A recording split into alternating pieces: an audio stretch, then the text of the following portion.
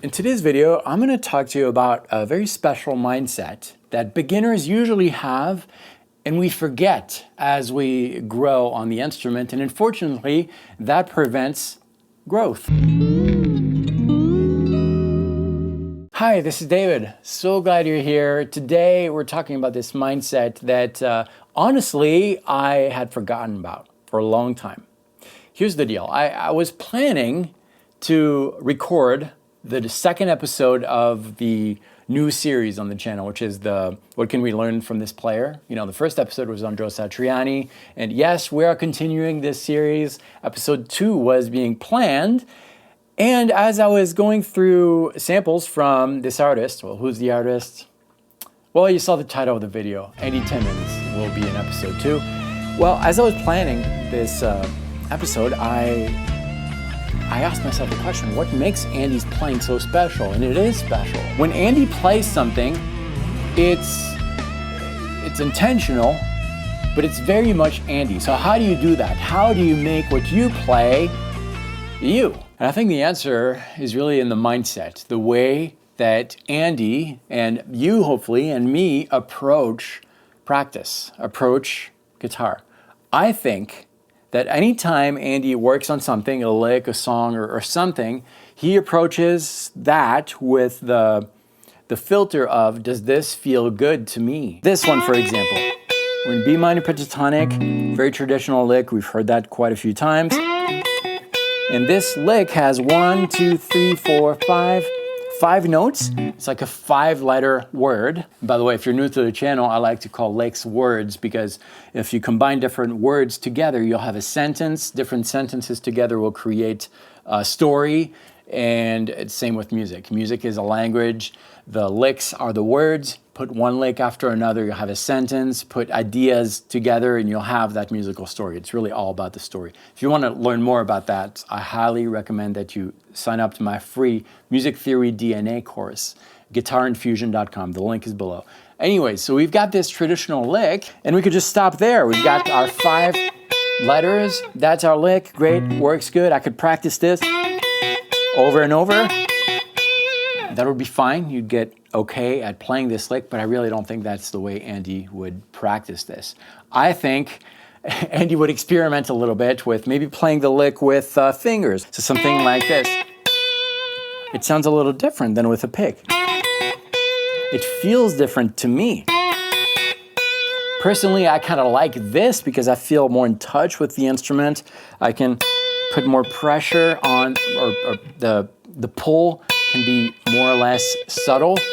I just feel more connected to this, and I think that mindset is about the connection. This kind of awareness of the way you feel about music happens very naturally the first time you pick up a guitar and you learn your first few chords, because everything is new, so you're aware of the contact of your skin on the frets, on the strings. You're aware of those calluses growing. It's just a very awareness-driven experience. As you play, you kind of tend to forget these things, and you might think, well, so what? A note's a note, right? This note is always going to be that pitch. This word is always going to be that word. Yes, but there are so many subtle things that you can add to a word when you're saying it. You can whisper it, you can stutter on it, you can pronounce it with a weird accent. All these different things will come out from an awareness of what you're playing. So back to our lick. I'm engaged with the process. I'm feeling everything. I'm imagining how a note will feel under my fingers before I even play the note. I'm basically becoming one with the instrument. That will naturally create some sounds.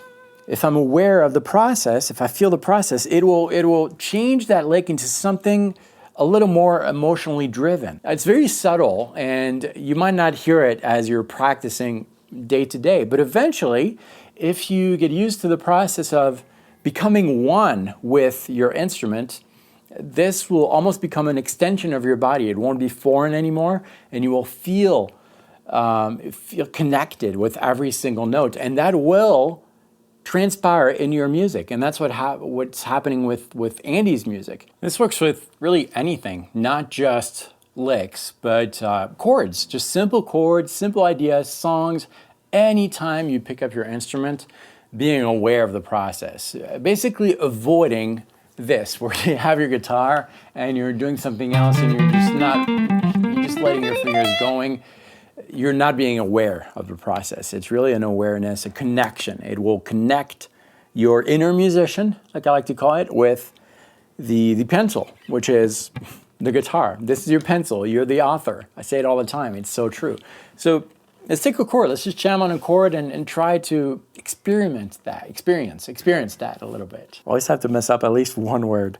Okay, let's take this chord, for example, an A minor, where I have the fourth and the third string, fifth fret, and then I'm playing every string except for the low E string. So we'll take this.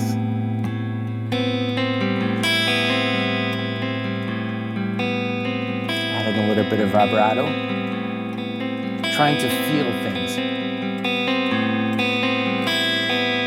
Does it feel good? If not, maybe I'll try something else. Maybe I'll try the fingers. At least try. Try something different and see if it feels better with your ears, with your fingers. Are you engaged with this? Does it feel natural?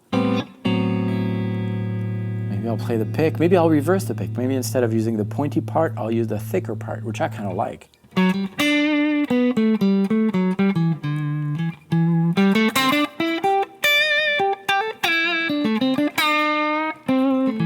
I like it because, not just the tone, but I like it because I feel that I have more connection with the strings. My fingers are really touching the strings, as opposed to holding the pick like this.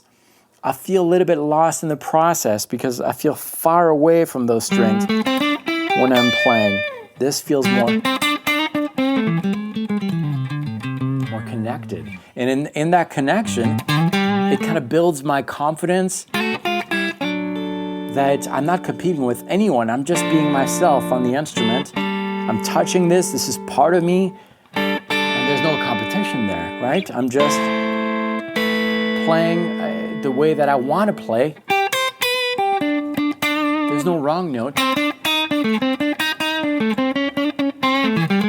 if I play something really that I don't like,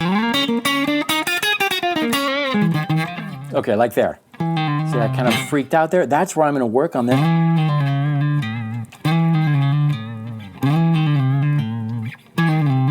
Okay, I kind of like that. This thing that came out of a mistake. I wasn't intending to do that, but that by fixing it, this came to be.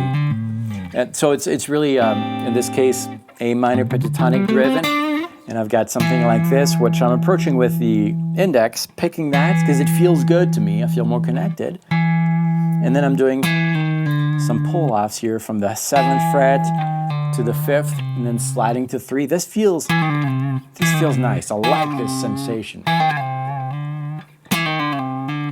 I like it also because of the sound. Like some notes are a little bit louder.